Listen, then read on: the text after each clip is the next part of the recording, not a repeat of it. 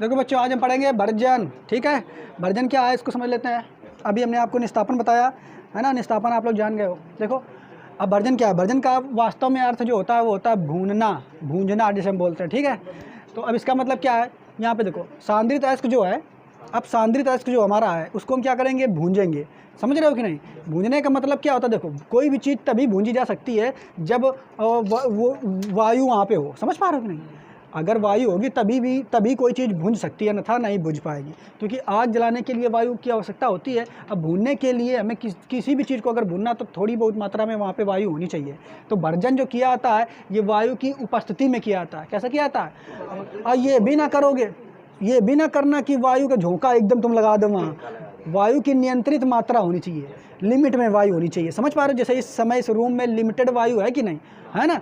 और ज़्यादा आंधी वांधी आएगी तब वायु ज़्यादा हो जाती है। समझ रहे हो कि नहीं? तो यहाँ पे जब भर्जन करेंगे तो वायु की लिमिटेड मात्रा होनी चाहिए वहाँ पे, तब भर्जन हम करते हैं। ठीक, तो बस इसको समझ लो।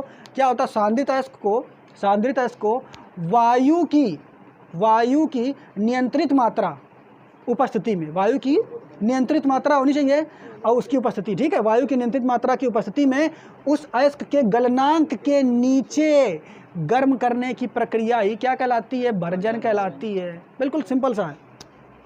सांद्रित अयस्क को वायु की उपस्थिति में, बिल्कुल ऐसे याद करो, सांद्रित अयस्क को वायु की उपस्थिति में उसके गलनांक के नीचे गर्म करने की प्रक्रिया भर्जन कहलाती है। निस्तापन क्या थी, सांद्रित अयस्क को वायु की अनुपस्थिति में उसके गलनांक के नीचे गर्म करने की प्रक्रिया निस्तापन कहते हैं। अब ये किस में क्या आता है, भर्जन किस में क्या आता है? तो देखो निस्तापन जो था उसको हम परावर्तनी भट्ठी में करते थे।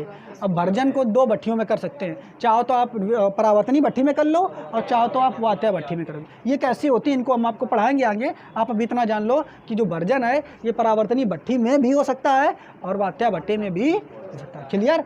अब इसके बाद देखो आगे लिखा हुआ है भर्जन, फिर से पढ़ लेते हैं। सांद्रित अयस्क को वायु की नियंत्रित मात्रा की उपस्थिति में उसके गलनांक के नीचे गर्म करने की क्रिया को भर्जन कहते हैं। ठीक, आगे इस क्रिया का मुख्य उद्देश्य अयस्क का ऑक्सीकरण है। अयस्क का क्या है बच्चों? ऑक्सीकरण। ठीक है, ये बात आप याद रखोगे। ऑक्सीकरण भी बात आएंगे आपको। फिर आगे क्या, भर्जन में इसमें देखो जो तुम्हारा वहाँ पे था निस्तापन में क्या कर रहे थे, तो धातु हाइड्रोक्साइड और साथ ही साथ कौन था वहाँ पे, धातु हाइड्रोक्साइड को हम क्या में बदल रहे थे, ऑक्साइड में बदल रहे थे। और क्या में धातु कार्बोनेट वहाँ पे था, धातु कार्बोनेट को भी हम क्या में बदल रहे थे, ऑक्साइड में बदल रहे थे।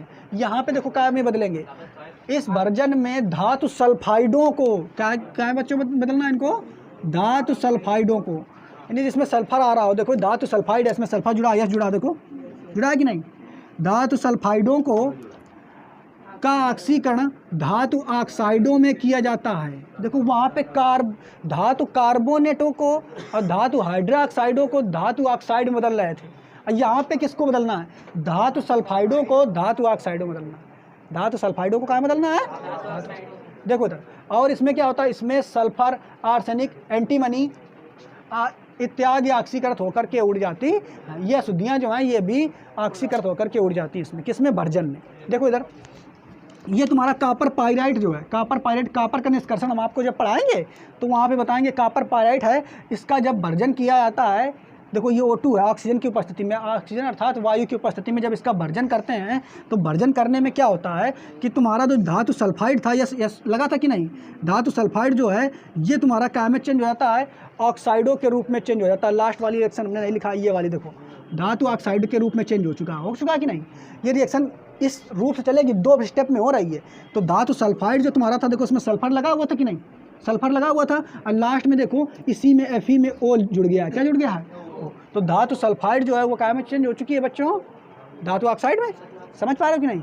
तो यही बात आपको बताया गया, धातु सल्फाइड क्या बदलते हैं, धातु ऑक्साइड।